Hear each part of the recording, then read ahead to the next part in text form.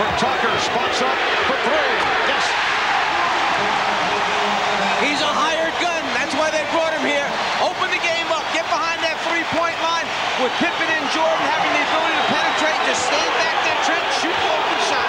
Yes, they wanted Trent Tucker, and it's an offensive foul. They wanted Trent for the Craig Hodges role, but he has not been consistent with the shot. It's also very difficult because if he misses one or two, he usually sits down, does not get the other opportunity. Danny Ainge holds that screen, sticks the hip into B.J. Armstrong, trying to come over the top of it a little bit too long. The offensive foul is called. B.J. Armstrong knows that. He stuck his nose in there, took the punishment. Scottie Pippen bringing Chicago within one. Suns have led by as many as 8. We're coming up on 4 minutes remaining. In the hand, Kevin Johnson. Rebound, Scott Williams.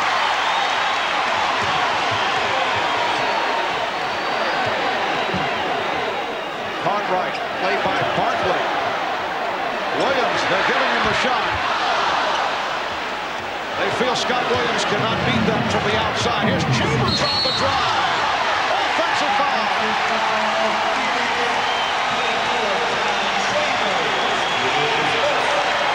Chambers actually thought he was going to the foul line. He thought first the ball was going to fall in, and then he was going for a three-point play attempt. Williams there, planted. On that angle, it's tough to tell whether Chambers moved to his left or not. And then Charles Barkley he was just saying, oh no. And Paul Westphal went crazy. He was all the way up to almost half court. He couldn't believe that call. Chicago with a 7-0 run. They are within one.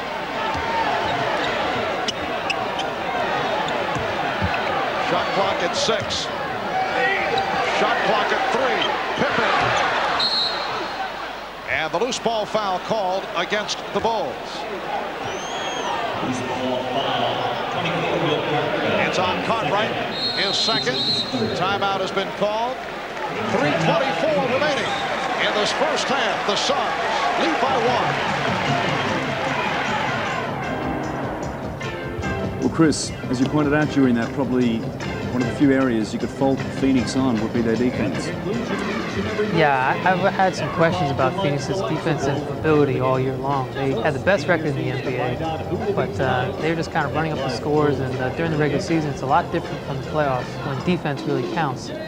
Particularly, actually, the Western Conference is known for their offensive-type teams who like to get out in fast break, whereas the Eastern Conference is known for very physical, defensive-minded teams. Now, in the championship, defense wins it. And I think that it's pretty clear thus far that Chicago is more physical, more defensive-minded.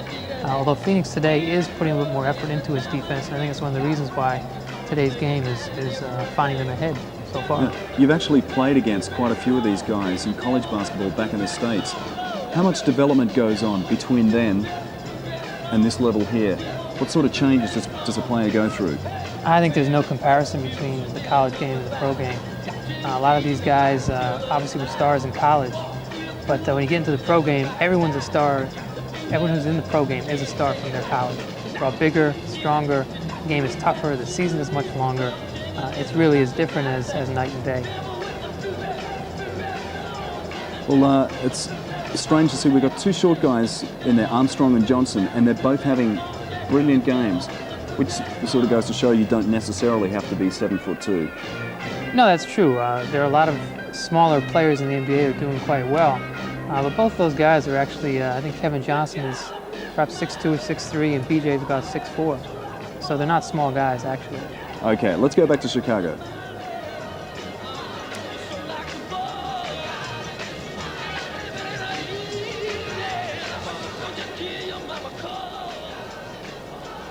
As a lasting reminder of their Kodak moment at the Bulls game, all participants in on-court fan activities will have their moment captured by Kodak FunSaver cameras, courtesy of Kodak.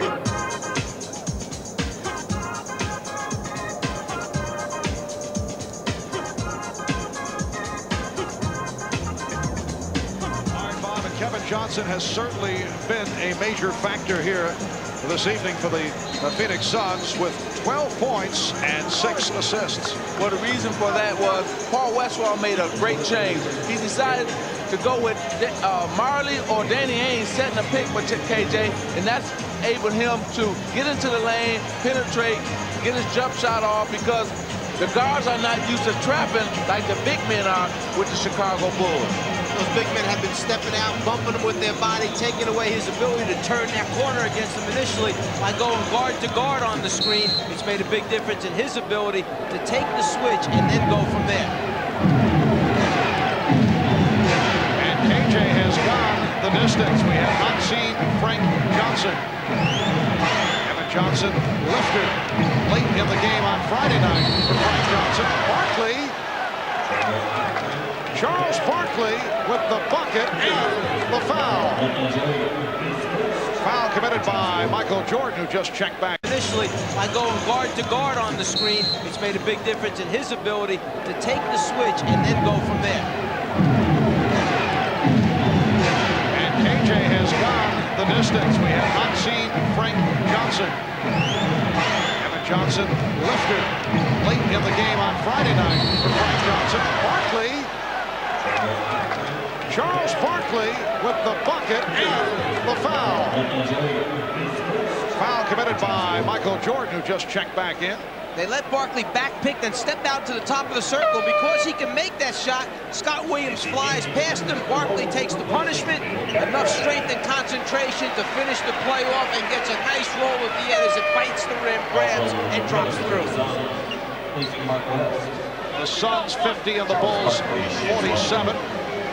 And Barkley to the free throw line. He's 1 for 2 from the line. Getting for a 7th point. Coming off the 42-point performance on Friday with Jordan and Barkley both scoring 42. Only the second time in NBA Finals history that two opponents had hit 40-plus in the same game. Back in '69, it was Jerry West of the Lakers scoring 41. John Havlicek of Boston hitting 43 as Michael Jordan cuts it to a 2-point lead. Havlicek doing it for the Celtics.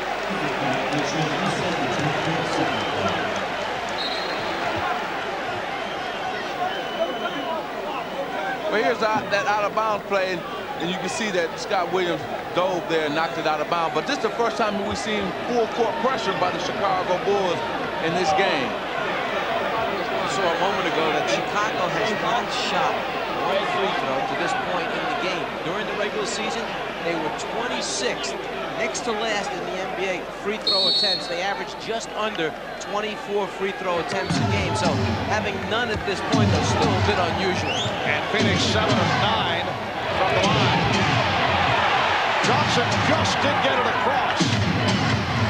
Dumas. Crowd wanted to travel on Dumas, and then he lost possession. Jordan for 3. Michael Jordan hitting the three-pointer, his second of the night, and he has 20 points for the game. Bulls lead by 1. Bulls have hit 4 out of 6 from downtown. Here's Marley for 3. Yes. And Dan Marley hits again. That is his second three-pointer. 8 points for Marley. Suns with a 54-52 lead. And Michael Jordan was really upset. He switched on KJ. BJ was supposed to play Dan Marley, and the good basket there by Scottie Pippen. But BJ was supposed to come out to the line and play Marley, and he didn't, and that's why he got that three-point shot. Opening up the offensive arsenal, Michael Jordan stops behind the three-point line and shows that he has the range today, and then Dan Marley comes right back and answers with a 3 of his own for the Phoenix Suns. A little bit of outside handoff action. Pippen knows he draws contact, so the only concern then is get it up on the rim. Maybe something good will happen. Pippen fouled by Dumas, able to hit the free throw. He's turned it around from the 3 of 9 from the line. One delay of game.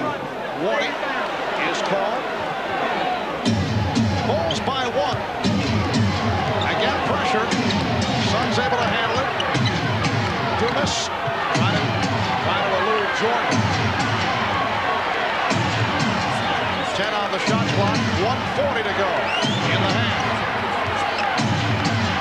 Barkley is fouled. And Charles looked like he hurt the elbow.